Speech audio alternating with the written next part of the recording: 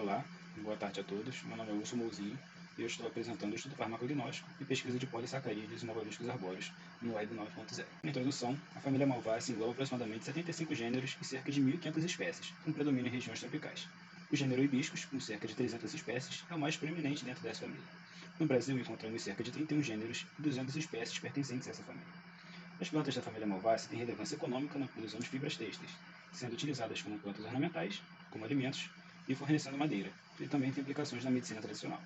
E é notório nessa família a presença destacada de mucilagem. Malvaviscus arboreus cave é uma planta com propriedades medicinais e culinárias, classificada como uma planta alimentícia não convencional, uma PANC. No entanto, tem recebido pouca atenção em termos de estudos fitoquímicos e biológicos.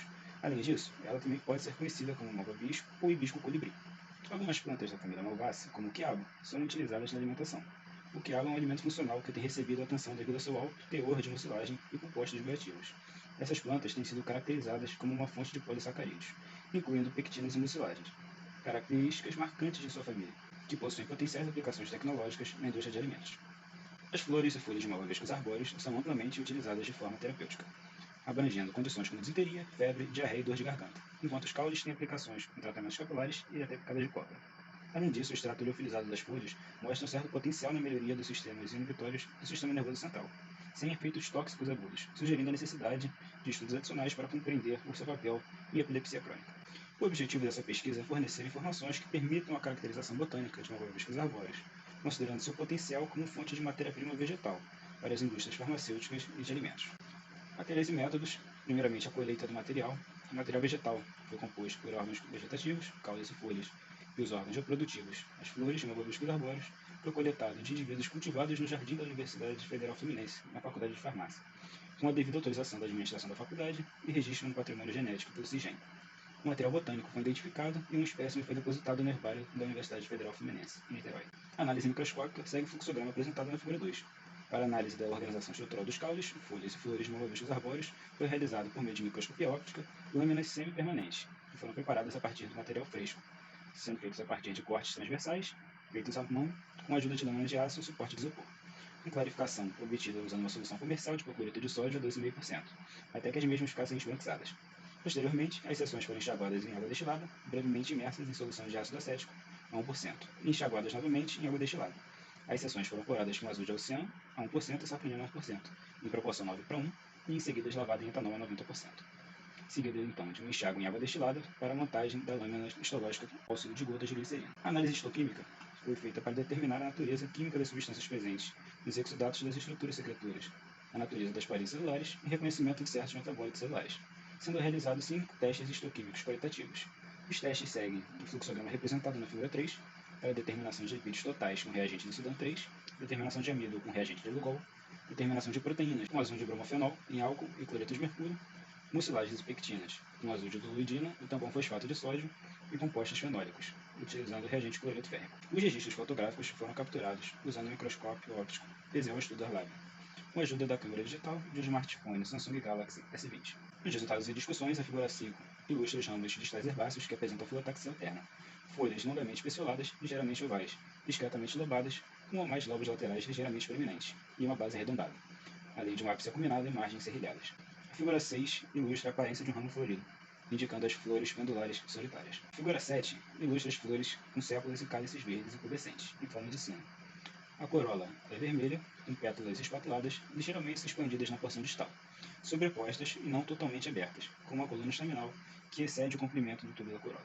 A figura 8 ilustra a organização dos tecidos do material vegetal, podendo ser identificada com mais detalhes, incluindo a presença de colênquima, esclerênquima, xilema, floema e outros componentes. Em seção transversal da lâmina foliar, observou-se um mesófilo heterogêneo assimétrico, dorso ventral, composto por parênquima clorofiliana, diferenciado em uma camada de parênquima parediço, formado por células alongadas e justapostas, e 5 a 6 camadas de parênquima lacunoso, formado por células arredondadas, levemente irregulares e com espaços intercelulares. A epiderme é uniceriada em ambas as faces, formada por células alongadas de paredes finas sem espaços intercelulares. A nervura mediana possui contorno biconvexo, mais proeminente na superfície abaxial. O mesofilo dorsiventral é interrompido na região da nervura central, pelos tecidos corticais e vasculares. Uma massa de colênquima subepiderme é encontrada sob ambas as epidermes na região da nervura central. O sistema vascular central é formado por um feixe vascular colateral, disposto em arco, com xilema voltado para a face adaxial e floema voltado para a face abaxial, com fibras pericíclicas e dioblastos contendo drusas de oxalato de cálcio, e foram observadas tanto na região da lâmina foliar quanto na região da nervura central, além da presença de tricomas tectores unicelulares, que são raros de serem observados na lâmina foliar. A figura 9 ilustra em seção transversal do pecíolo, aproximadamente no terço médio, um contorno circular. A epiderme é unistratificada com presença de tricomas tectores, seguida de várias camadas de colênquima subepidérmico. O córtex é constituído de células parenquimáticas e isodiamétricas, globosas e de paredes finas. O cilindro vascular é composto de 8 feixes vasculares colaterais, em arranjo descontínuo, com polos de fibras escleroquimáticas na porção mais interna, podendo ser observada a medula constituída de tecido parenquimático. A figura 10 ilustra os ensaios histoquímicos nas folhas, que mostram resultados positivos para pesquisas de mucilagens, amidos, lipídios, fenólicos e proteínas. O ensaio com azul de toluidina em tampão fosfato, na figura A, é um dos de maior interesse do projeto, pela possibilidade da identificação de polissacarídeos, como pectinas e mucilagens. A figura 11 ilustra a presença de mucilagens na região da nervura mediana da folha. O pecíolo também foi submetido a essa avaliação, evidenciando a presença de pectinas e mucilagens, pela coloração roxa, nas paredes das células epidérmicas e parenquimáticas. Também foram observados idioblastos, contendo mucilagens na região da medula, e células mucilaginosas próximas ao xilema nos feixes vasculares. A figura 12 ilustra a seção transversal do caule jovem herbáceo, aproximadamente no terço médio, possuindo contorno circular. Epiderme estratificada, seguida de 5 a 6 camadas de colênquima subepiderme.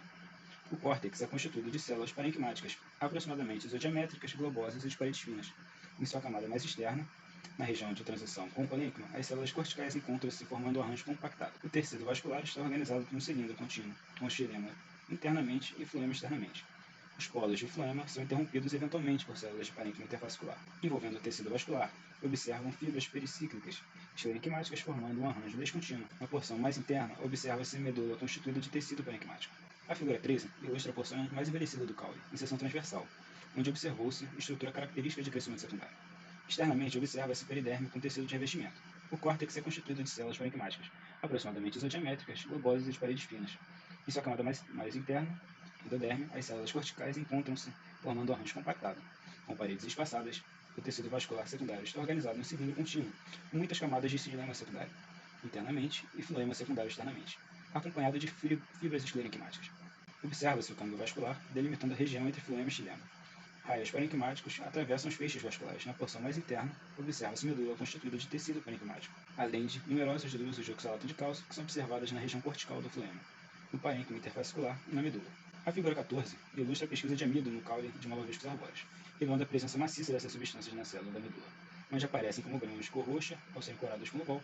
Os componentes fenólicos foram identificados e apresentaram um resultado positivo discreto, sendo observados principalmente nas células de colênquima subepiderme, no xilema e na medula do caule. Na pesquisa de alcaloides, revelou-se conteúdo castanho nas células de xilema e conteúdo escuro nas células de medula, após a reação com os reagentes de Dagendorf. A reação com o reagente de Sudan 3 revelou a presença de lipídios, praticamente restrita à periderme dos caules, evidenciado pela cor laranja. A figura 15 ilustra a pesquisa de mucilagens no caule de malvaviscos arbóreos, revelando a presença maciça dessas substâncias na estrutura primária do caule jovem, herbáceo, com resultados positivos para as células epidérmicas, parenquimáticas, corticais, flemáticas e medulares, as quais coram-se em roxo com reagente azul de metileno. Na estrutura secundária do caule de malvaviscos arbóreos, as mucilagens estão presentes na região cortical, notadamente nas células do parênquima intervascular e na medula. A figura 16 ilustra a seção transversal das pétalas de malvaviscos arbóreos. Mostra epidermes superior e inferior, mesófilo homogêneo, constituído de parênquima filamental e pequenos feixes vasculares dispersos. Tricomas e estômatos estão ausentes. A figura 17 ilustra a pesquisa histoquímica na pétala de malvaviscos arbóreos, mostrando a reação positiva para a pesquisa de fenólicos, evidenciada pelo conteúdo castanho nas células no parênquima fundamental. Também havendo a reação positiva para a pesquisa de lipídios, os quais mostram-se com gotículas de coloração laranja nas células parenquimáticas de mesófilo.